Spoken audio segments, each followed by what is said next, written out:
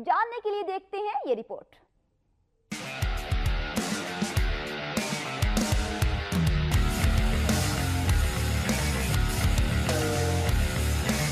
सबसे बड़े टोटल का रिकॉर्ड है कोयटा ग्लैडिएटर्स, जिसने 5 विकेटों पर 202 रन बनाए। कलंदर 200 के साथ दूसरे नंबर पर रहे। कराची किंग्स ने 44 रन के साथ बड़ी फतह हासिल की, जबकि इस्लामाबाद ने 7 विकेटों के नुकसान पर हदफ हासिल किया। पेशावर ज़ल्मी के कामरान अकमल ने पाकिस्तान सुपर लीग की पहली सेंचुरी स्कोर की।